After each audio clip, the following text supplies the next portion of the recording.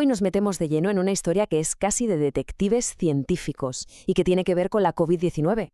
Todo arranca con un estudio bastante revelador de la revista Nature que, la verdad, desvela un mecanismo que podría cambiar por completo cómo entendemos el daño que causa este virus.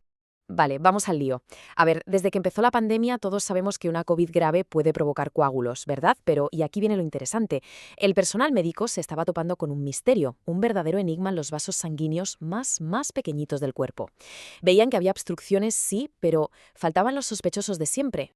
Claro, esto hizo que los investigadores se pusieran a mirar más de cerca, a indagar. Y la pregunta es, ¿qué se encontraron exactamente en la escena del crimen de estas obstrucciones tan raras? Y ojo, porque aquí tenemos la primera gran pista. No estaban viendo un coágulo de los de toda la vida, de plaquetas y fibrina. No. La evidencia apuntaba a otra cosa totalmente diferente.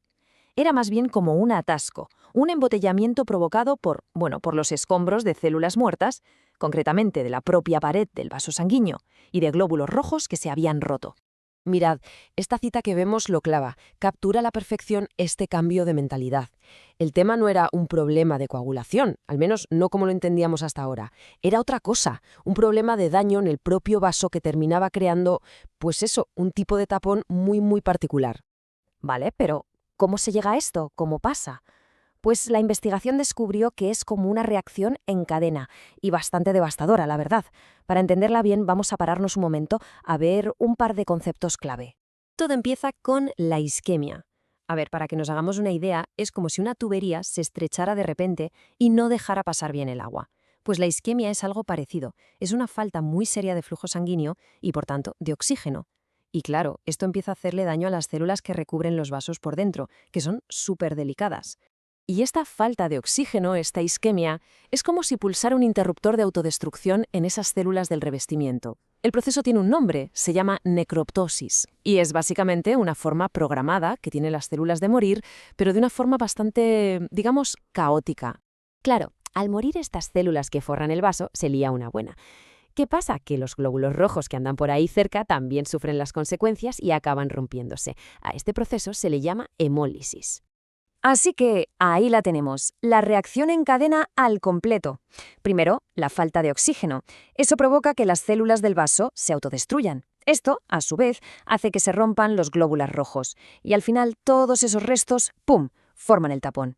Es un efecto dominó perfecto. Un paso lleva al siguiente sin remedio. Pero, y esto es súper importante, resulta que todo este lío depende de una proteína que es la clave de todo. Es la que activa esta vía de autodestrucción, la necroptosis, y se llama MLKL. Y lo mejor es que demostraron que era así de importante.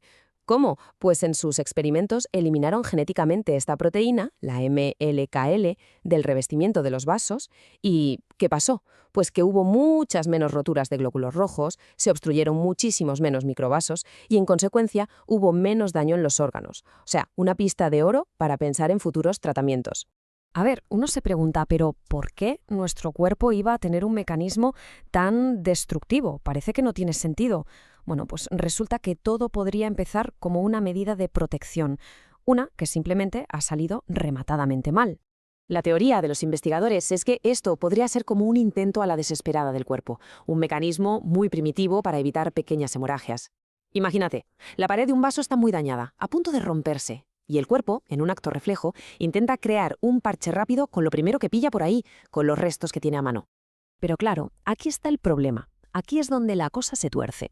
Esa respuesta se vuelve demasiado exagerada. Lo que empezó siendo un parche para proteger se convierte en un bloqueo en toda regla. Y ese bloqueo provoca más falta de oxígeno, lo que a su vez provoca más muerte celular. Y volvemos a empezar. Es un círculo vicioso. Y ahora llegamos a una de las claves. ¿Qué tiene que ver todo esto con la COVID persistente? ¿Con la gente que sigue teniendo síntomas? Pues muchísimo. Porque este descubrimiento nos da una explicación nueva y muy potente.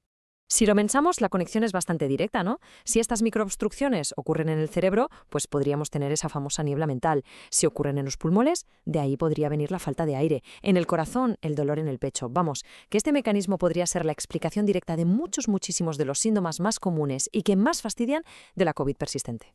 Y esto, además, nos da otra pista. Explica por qué los tratamientos que se usan normalmente, los estándar, a veces no funcionan del todo bien. A ver, Los anticoagulantes atacan a los coágulos de plaquetas y fibrina, los de siempre. Pero es que aquí el problema de raíz es otro.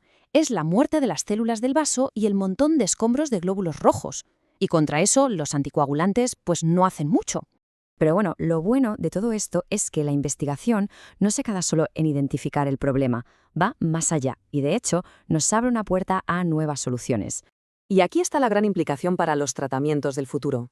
La idea es que, en lugar de centrarnos solo en deshacer el coágulo, ¿por qué no atacar directamente el proceso que lo origina?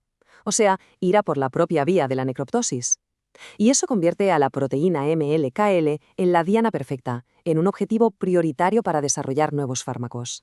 Así que, para resumir un poco todo esto, lo que ha hecho esta investigación es añadir una pieza enorme y fundamental al puzzle de la COVID.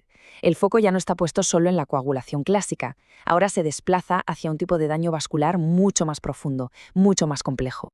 Y todo esto nos deja con una pregunta final que la verdad es bastante esperanzadora, porque esta investigación abre una frontera completamente nueva. Nos sugiere que si fuéramos capaces de parar esta secuencia de autodestrucción celular, quizás, solo quizás, podríamos prevenir o incluso revertir algunos de los daños más persistentes que deja esta enfermedad.